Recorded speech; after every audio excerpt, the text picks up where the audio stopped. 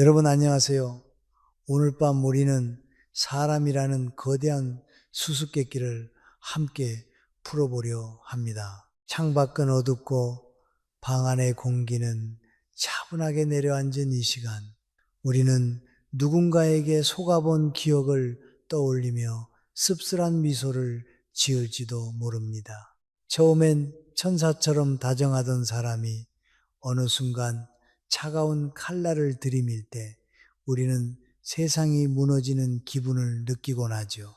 이 사회라는 거친 정글에서 타인의 본성을 꿰뚫어 보는 눈을 갖지 못한다면 우리는 어쩌면 살아남지 못할 수도 있습니다.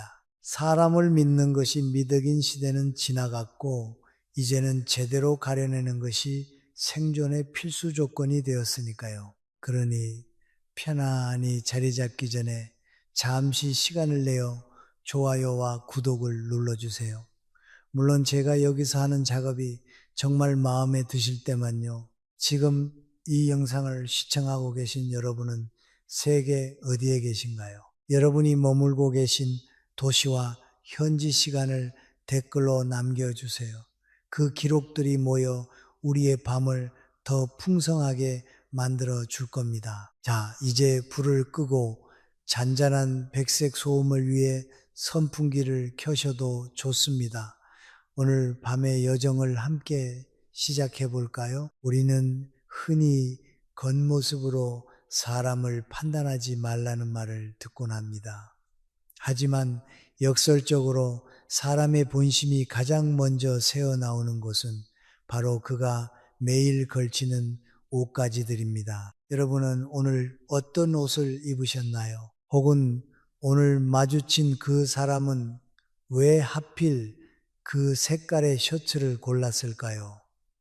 옷은 단순한 천 조각이 아니라 그 사람이 세상을 향해 던지는 무언의 메시지입니다. 학술적으로 이를 의복인지 enclothed cognition이라고 부르는데, 이는 의복이 착용자의 심리적 상태와 인지적 과정에 미치는 체화된 인지 효과를 의미합니다. 쉽게 말해 우리가 입는 옷이 우리의 뇌 구조와 사고방식까지 재설계한다는 것이죠.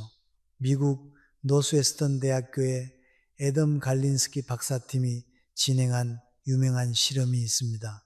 똑같은 흰 가운을 두 그룹에게 입히고 한쪽에는 의사의 가운이라고 다른 쪽에는 화가의 가운이라고 알려주었죠. 결과는 흥미로웠습니다.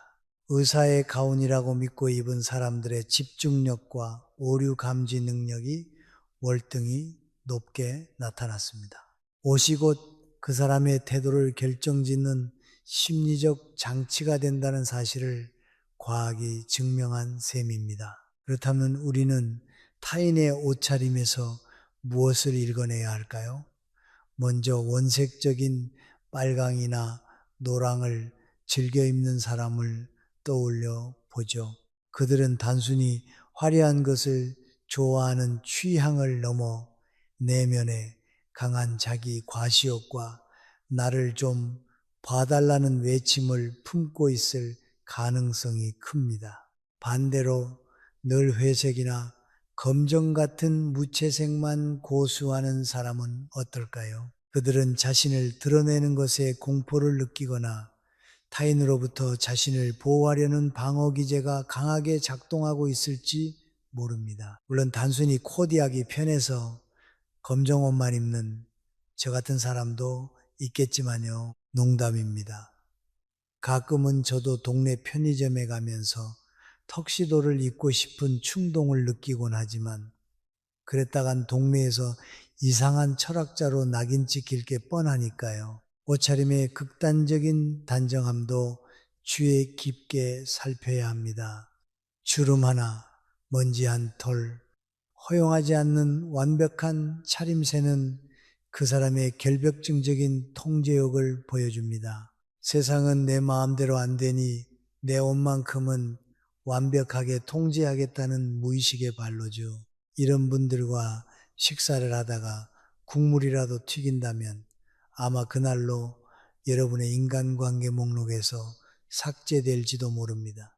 여기서 우리가 주목해야 할 결정적인 단서는 스타일의 일관성입니다. 자기 정체성이 확고한 사람은 유행의 파도가 몰아쳐도 자신만의 축을 유지합니다. 하지만 매일같이 스타일이 극적으로 변하는 사람이라면 그는 타인의 평가에 지나치게 예민하거나 자신의 내면이 텅 비어 있을 확률이 높습니다. 타인이 그 옷 안 어울려라고 한마디 하면 다음날 그 옷을 영원히 장롱 속에 처박아 두는 사람, 혹은 유행이라고 하면 앞뒤 가리지 않고 추종하는 사람은 자기 확신이 부족한 이들의 전형적인 모습입니다. 또한 상대에 따라 옷차림이 극명하게 달라지는 이들도 경계해야 합니다. 윗사람 앞에서는 격식을 갖추지만 자신보다 약해 보이는 사람 앞에서는 한없이 흐트러진 모습을 보인다면 그건 예의가 아니라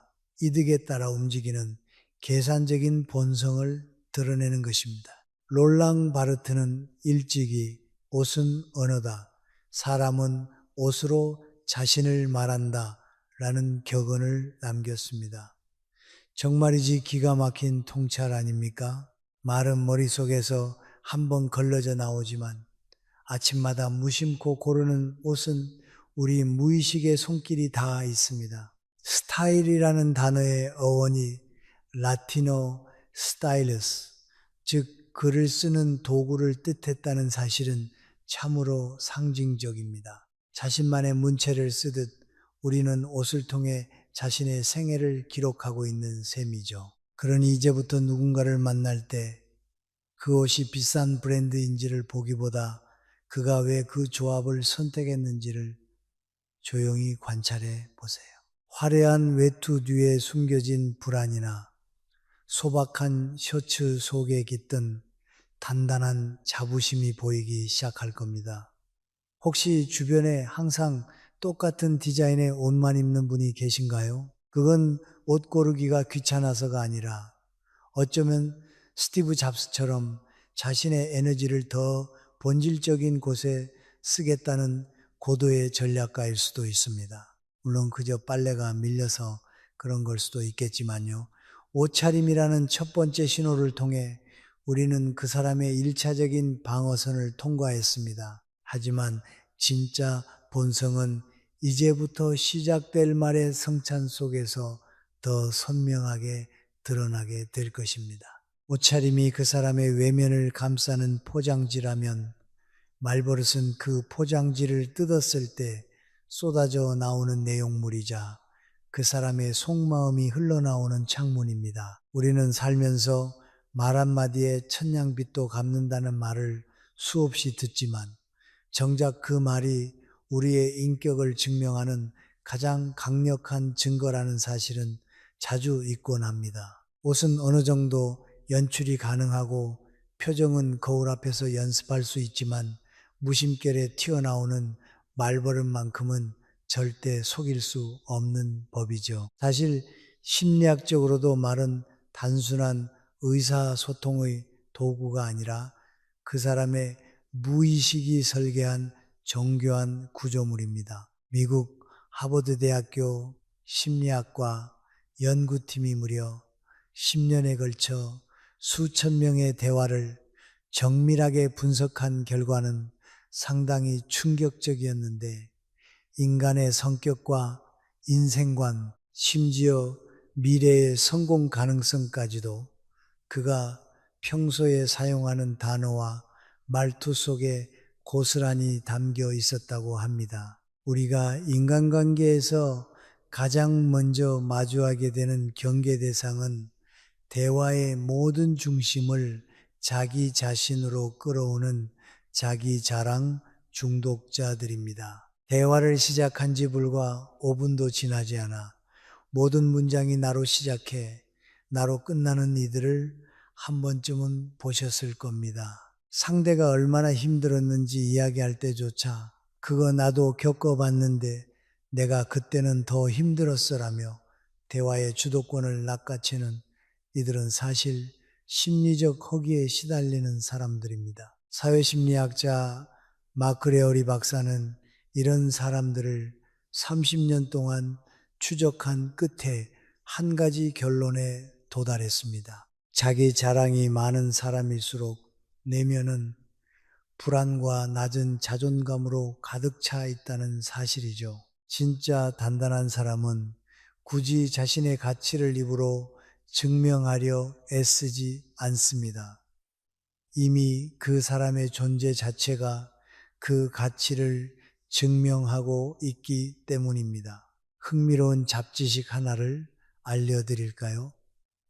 우리 인간이 하루에 쏟아내는 단어의 양이 평균적으로 약일만 6,000개에 달한다는 연구 결과가 있습니다. 이 어마어마한 양의 단어 중에서 어떤 단어를 선택해 배열하느냐가 바로 그 사람의 인격적 지문을 형성하는 것입니다. 그런데 자기 자랑을 할 때 우리 뇌는 마치 맛있는 음식을 먹거나 예상치 못한 돈을 벌었을 때처럼 강렬한 쾌감을 느낍니다. 도파민 분비 영역인 뇌의 보상 중추가 활발하게 작동하기 때문이죠. 그래서 이런 사람들은 일종의 자기 이야기 중독자라고 볼 수 있습니다. 겉으로는 당신의 말을 경청하는 첫 고개를 끄덕이지만 사실 머릿속으로는 다음에 자기가 무슨 자랑을 할지 단어를 고르느라 바쁩니다. 이런 유형과 대화하는 것은 마치 고장난 녹음기를 틀어놓은 것과 같아서 시간이 지날수록 당신의 에너지는 고갈되고 상대의 공치사만 귀에 맴돌게 됩니다. 여기서 우리가 학술적으로 짚어봐야 할 개념이 있는데 바로 대화적 지배, conversational dominance라는 현상입니다. 이는 단순히 말을 많이 하는 것을 넘어 언어적 수단을 통해 타인을 통제하고 자신의 우위를 확인하려는 심리적 기제를 의미합니다. 특히 남의 말을 툭툭 끊는 습관을 지닌 사람들에게서 이 현상이 두드러집니다. 조지타운 대학교의 데보라 테넌 교수는 말을 끊는 행위를 단순한 습관이 아니라 권력과 지배를 과시하는 무의식적 선언이라고 분석했습니다. 상대가 문장을 채 끝내기도 전에 그건 내가 잘 알지 혹은 잠깐 내 말 좀 들어봐라며 끼어드는 것은 사실 당신의 생각은 들을 가치가 없으며 내 생각이 훨씬 더 중요하다는 오만한 메시지를 던지는 것입니다. 대화는 공을 주고받는 캐치볼과 같아야 하는데 이들은 혼자서 공을 쥐고 경기장 전체를 휘젓고 다니는 꼴입니다. 제 친구 중에도 이런 친구가 하나 있는데 한 번은 제가 심각하게 고민 상담을 하려 하자 3초 만에 말을 끊고는 자기 어제 산 세차 자랑으로 화제를 전환하더군요. 그 순간 저는 깨달았습니다. 이 친구에게 저는 대화 상대가 아니라 자신의 관객에 불과했다는 것을요. 어쩌면 그 친구는 자기 차 엔진 소리보다 제 목소리가 더 작게 들렸던 모양입니다. 이런 식으로 대화의 흐름을 독점하는 사람들은 타인을 동등한 인격체로 보지 않습니다.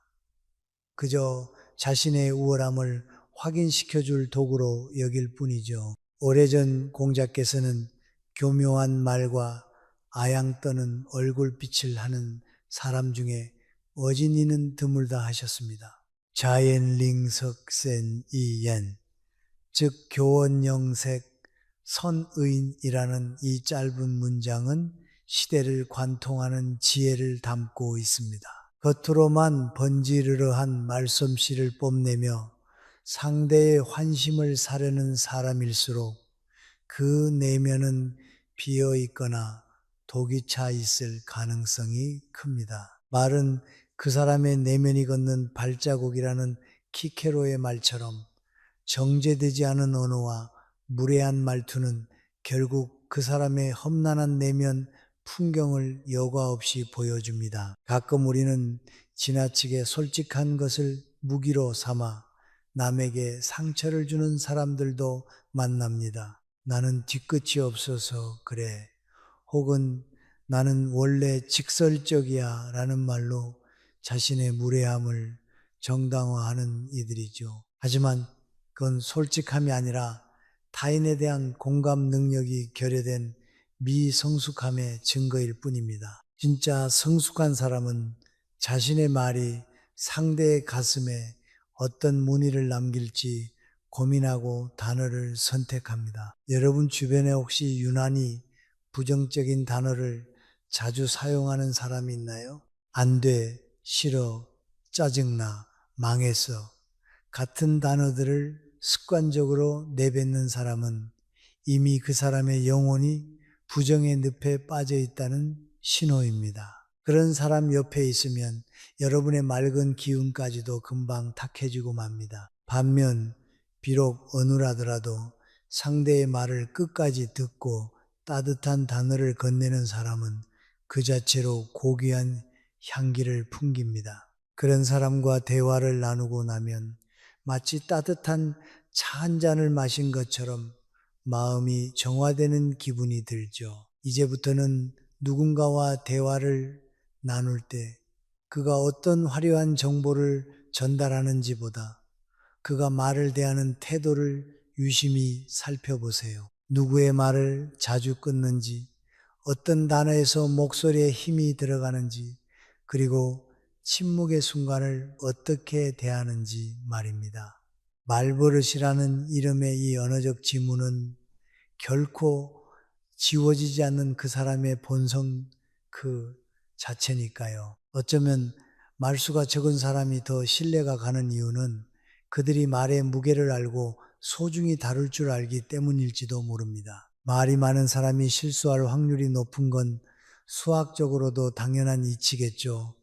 저처럼 이렇게 길게 이야기하는 사람도 조심하셔야 합니다. 농담입니다. 저는 여러분께 지혜를 나누기 위해 이 밤을 지새우고 있으니까요. 우리는 흔히 겸손을 최고의 미덕으로 꼽곤합니다.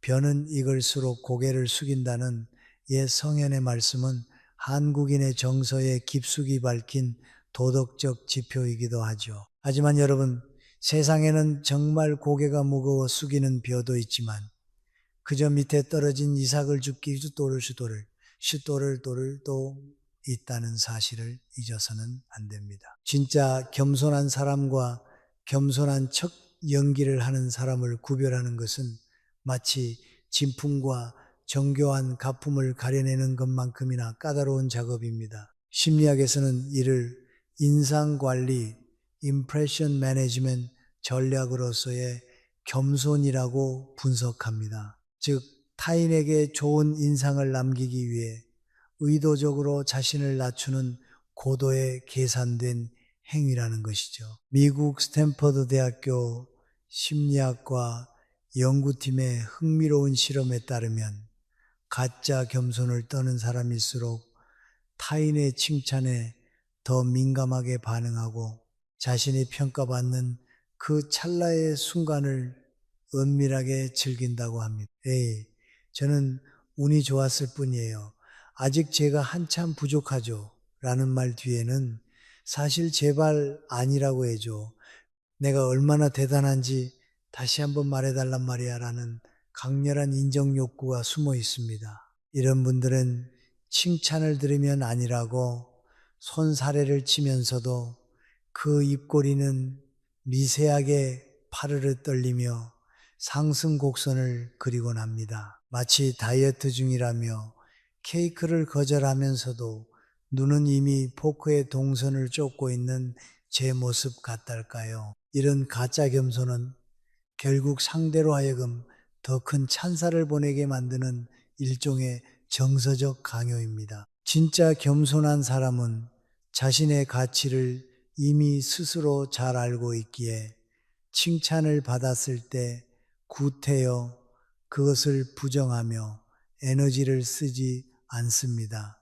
그저 감사합니다. 덕분입니다. 라는 짧고 담백한 한마디로 상황을 정리하죠. 반면 가짜 겸손을 떠는 이들은 칭찬을 거절하는 과정조차 하나의 연극으로 만듭니다. 그들은 자신을 낮춤으로써 타인의 시샘을 방어하는 동시에 실제보다 더 고결해 보이는 효과를 노립니다. 만약 여러분 주변에 지나치게 자신을 깎아내리는 사람이 있다면 유심히 관찰해 보세요. 그 낮은 자세가 상대를 존중하기 위한 배려인지 아니면 더 높이 뛰어오르기 위해 몸을 웅크린 개구리의 전략인지 말입니다. 가끔은 너무 겸손해서 자신이 존재한다는 사실 자체를 사과하는 분들도 계신데 그런 분들과 대화하다 보면 저까지 덩달아 죄인이 된 기분이 들어서 슬며시 도망치고 싶어지곤 합니다. 이제 우리는 더 깊은 곳, 그 사람의 영혼이 정직하게 고백하는 유일한 부위인 시선으로 눈을 돌려야 합니다. 눈은 마음의 창이라는 말이 있죠. 서양의 철학자 쇼펜하우어는 말은 생각을 숨기지만 눈은 영혼을 드러낸다고 단언했습니다. 뇌과학적으로도 눈 주변의 근육은 우리의 의지로 완전히 통제하기 가장 어려운 부위 중 하나입니다. 우리가 누군가를 만날 때 우리 뇌의 편도체는 단 0.1초 만에 상대의 시선을 분석해 신뢰 여부를 판단합니다. 말 한마디 섞기도 전에 이미 본능적인 판결이 내려지는 셈이죠. 여기서 아주 사소하지만 기발한 잡지식 하나를 전해드리자면 인간은 영장류 중에서 유일하게 흰자위, 즉 공막이 겉으로 드러나는 존재입니다. 이는 우리가 어디를 보고 있는지 타인에게 명확히 전달함으로써 협력을 이끌어내기 위해 진화한 결과라고 하죠. 다시 말해 인간의 눈은 태생부터가 속임수보다는 소통과 진실을 위해 설계되었다는 뜻입니다. 그렇게 본성을 숨기려는 자들에게 눈은 가장 곤혹스러운 배신자가 됩니다. 대화 도중 시선을 자꾸 피하는 사람을 우리는 흔히 내성적이라고 생각하지만 그것이 특정 질문이나 상황에서만 발생한다면 죄책감이나 불안을 숨기려는 무의식적인 회피일 가능성이 큽니다. 반대로 눈을 너무 과하게 부라리며 쳐다보는 이들도 조심해야 합니다. 이는 시선을 무기로 삼아 상대를 심리적으로 제압하려는 권력력의 표현인 경우가 많습니다. 비즈니스 미팅에서 마치 눈싸움 대회에 나온 것처럼 상대를 뚫어지게 쳐다보는 분들이 계신데 그럴 땐 저도 모르게 혹시 제 얼굴에 점심에 먹은 고춧가루라도 묻었나요? 라고 묻고 싶어지는 충동을 느낍니다. 적당한 시선의 교환은 존중이지만 과한 시선은 폭력이 될 수 있습니다. 특히 우리가 주목해야 할 것은 이른바 뒤센 미소의 부재입니다.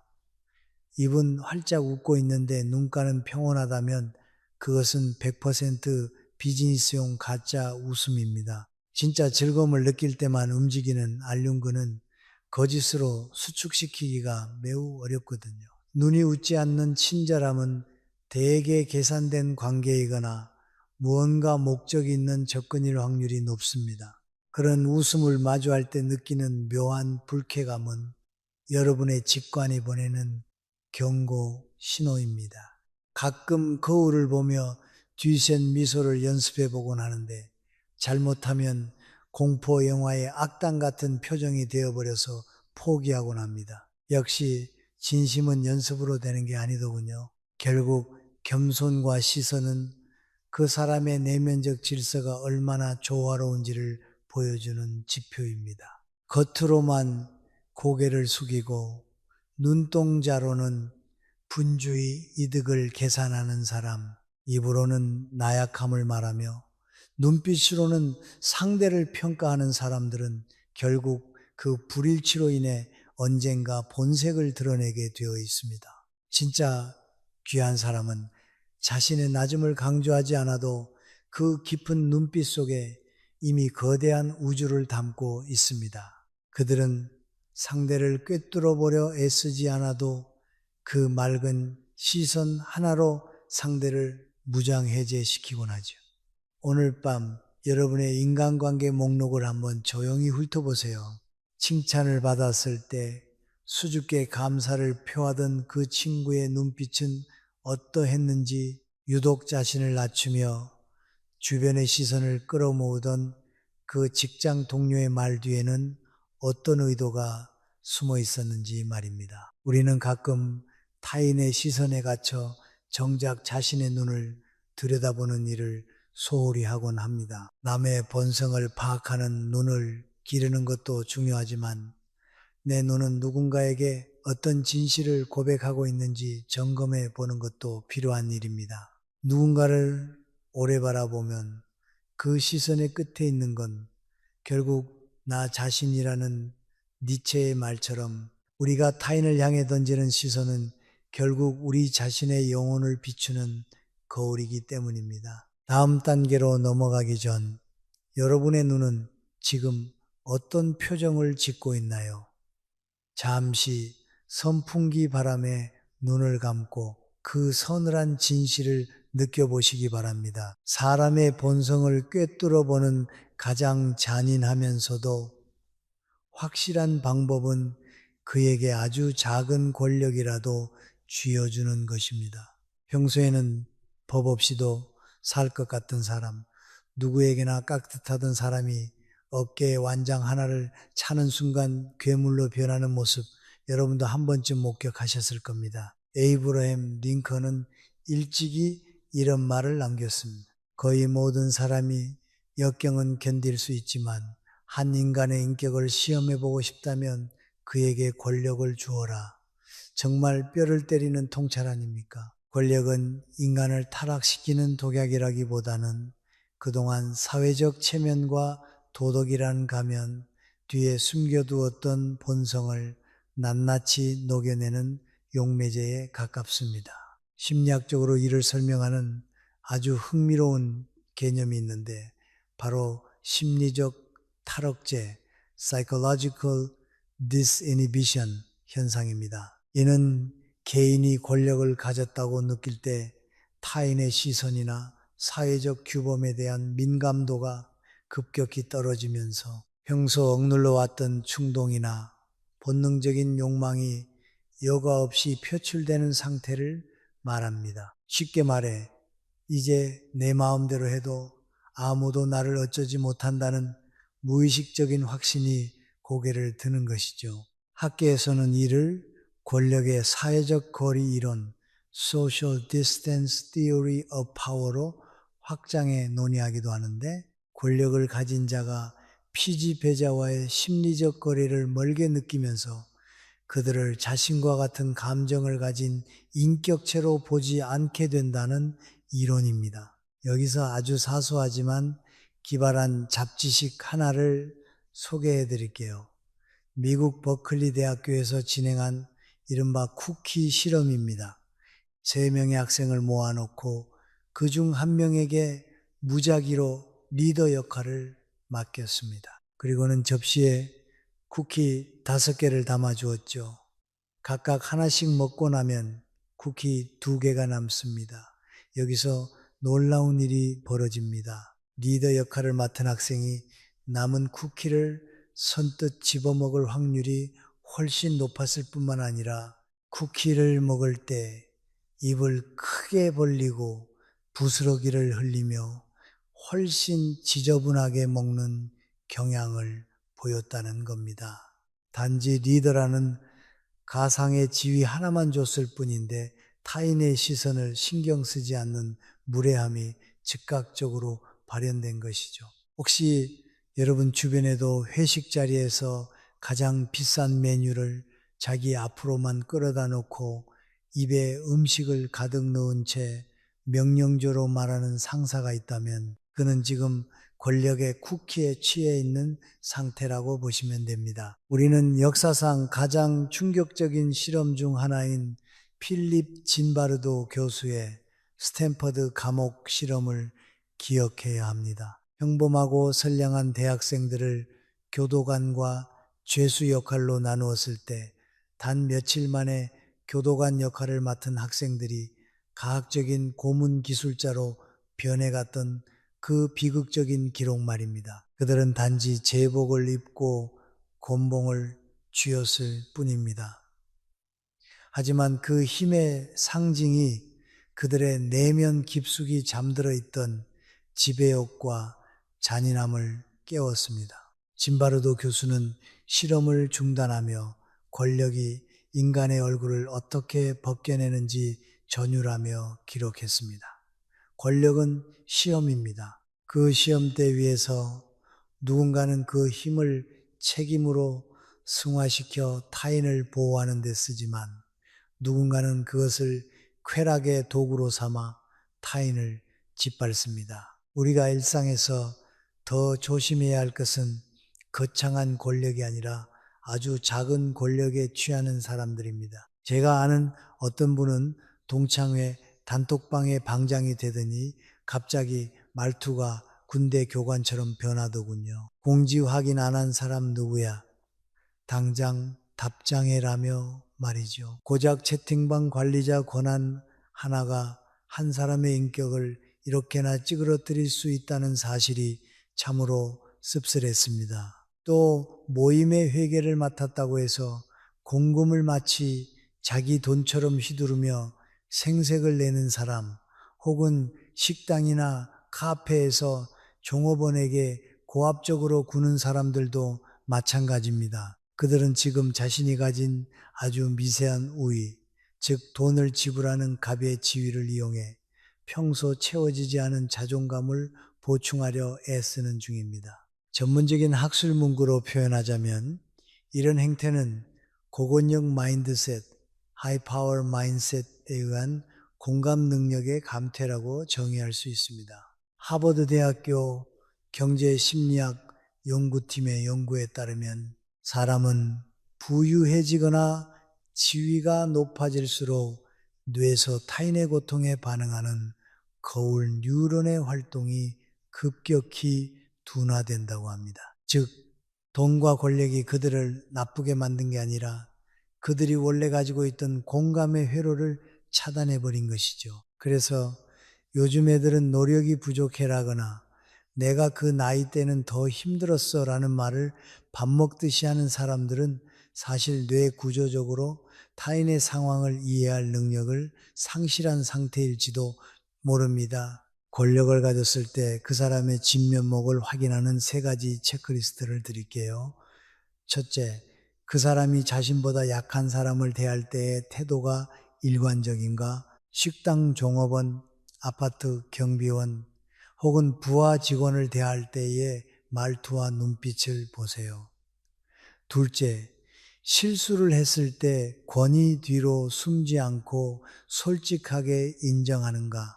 진짜 권위는 책임에서 나오지만 가짜 권력은 변명에서 나옵니다. 셋째, 자신의 힘을 타인의 성장을 돕는 데 쓰는가? 아니면 자신의 안위를 지키는 데 쓰는가?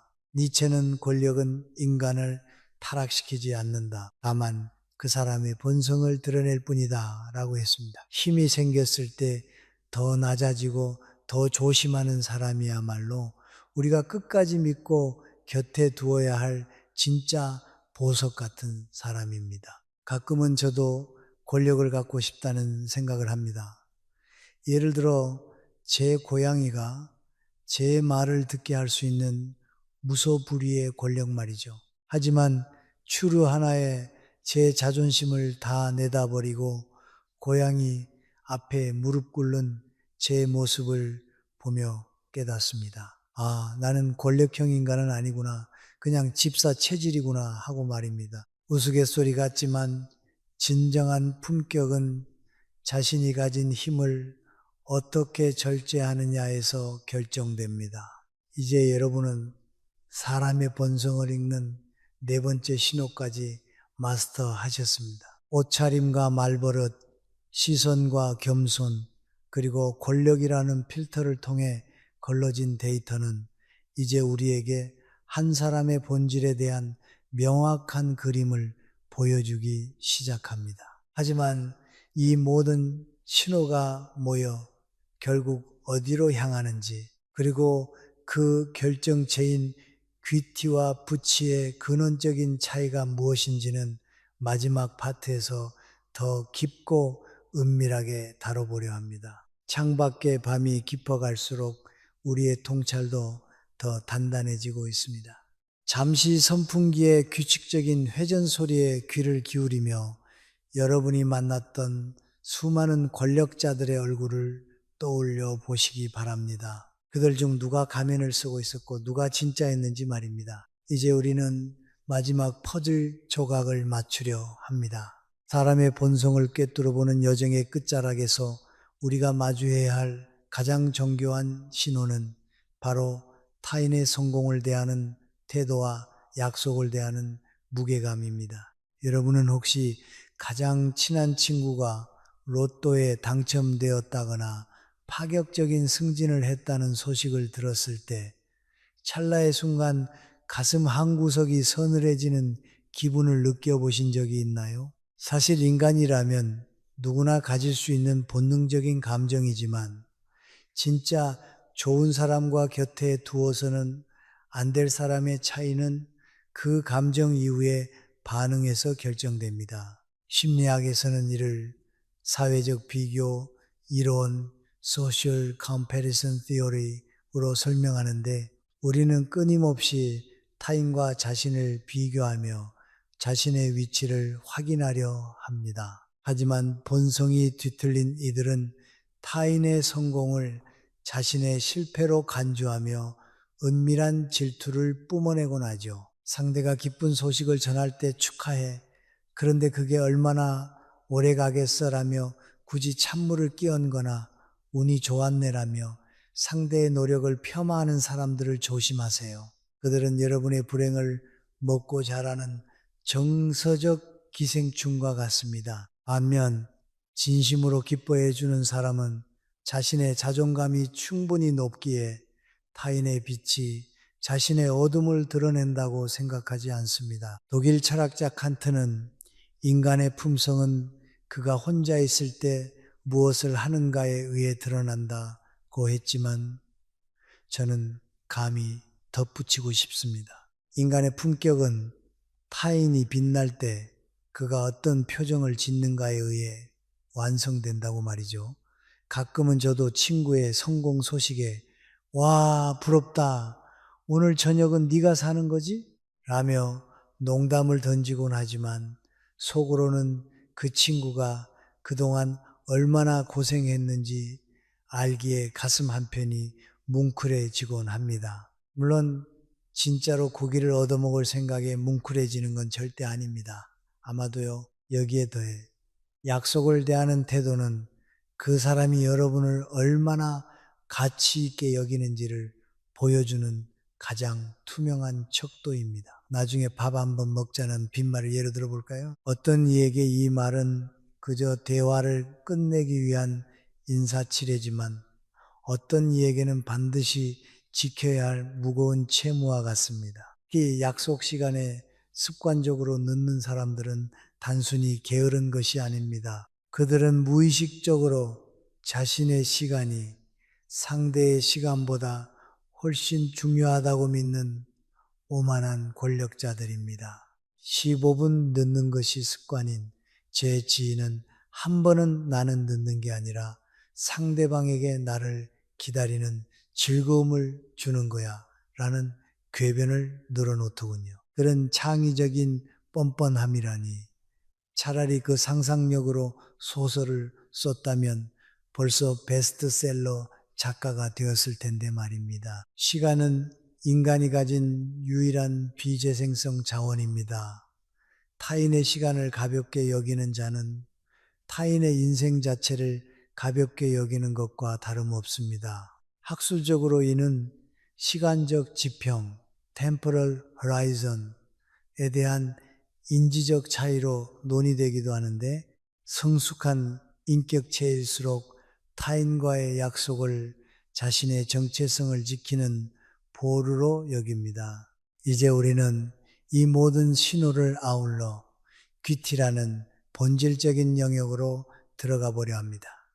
많은 이들이 부치와 귀티를 혼동하곤 하죠. 붙이는 말 그대로 부자처럼 보이려는 티입니다. 비싼 차, 로고가 밝힌 명품 가방처럼 눈에 보이는 것들로 자신을 포장하는 행위입니다. 하지만 귀티는 숨겨도 흘러나오는 향기와 같습니다. 사회학자 소스타인 베블런이 제안한 현시적 소비, conspicuous consumption의 관점에서 보자면 부치는 타인의 시선을 사기 위한 자본의 과시이지만 귀티는 자신을 존중하는 태도에서 비롯된 내면의 우아함입니다. 진짜 귀티나는 사람은 명품 시계가 없어도 시간을 주도할 줄 압니다.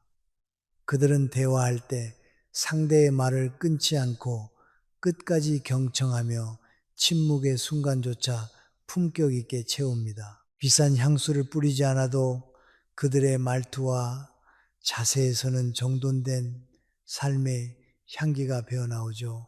반면 온몸을 명품으로 휘감고 있어도 말투가 거칠고 타인을 배려하지 않는 이들에게서는 졸부의 악취가 납니다.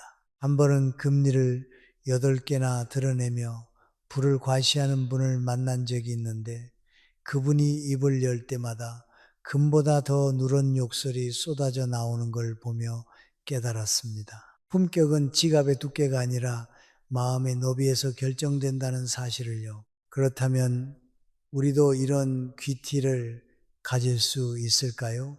네, 충분히 가능합니다. 오늘부터 당장 실천할 수 있는 3가지 팁을 드릴게요. 첫째, 하루 10분 자신의 말투를 정돈해 보세요. 짜증이 날 때 튀어나오는 몰라요. 알아서 하세요를 그 부분은 제가 좀 더 신중하게 생각해 보고 말씀드릴게요로 바꾸는 연습입니다. 말투를 바꾸면 내면의 감정도 그 격식에 맞춰 정렬되기 시작합니다. 둘째, 약속 장소에 15분 먼저 도착하는 연습을 하세요. 허둥지둥 뛰어오는 삶 대신 미리 도착해 숨을 고르며 공간을 장악하는 삶을 사세요. 그 15분의 여유가 당신의 표정을 바꾸고 타인이 당신을 대하는 공기를 바꿀 것입니다. 셋째, 나만의 엄격한 기준을 세우세요. 남들이 다 하는 유행을 쫓기보다 내가 진정으로 가치 있게 여기는 것이 무엇인지 고민하고 그것을 지켜내세요. 큐티는 남의 시선에서 자유로워져나 자신을 가장 귀하게 대접할 때 비로소 시작됩니다. 내가 나를 귀하게 여기지 않는데 누가 나를 귀하게 여겨주겠습니까? 명품 옷을 입는 것보다 더 중요한 것은 그 옷을 입은 당신의 척추가 얼마나 곧게 세워져 있느냐는 것입니다. 누군가는 비싼 외제 차를 타는 것을 목표로 삼지만 여러분은 누군가에게 나도 당신처럼 품격 있게 나이 들고 싶어요라는 말을 듣는 것을 목표로 삼으셨으면 좋겠습니다. 그것이 바로 돈으로 살 수 없는 진짜 인생의 성공이자 최고의 귀티니까요.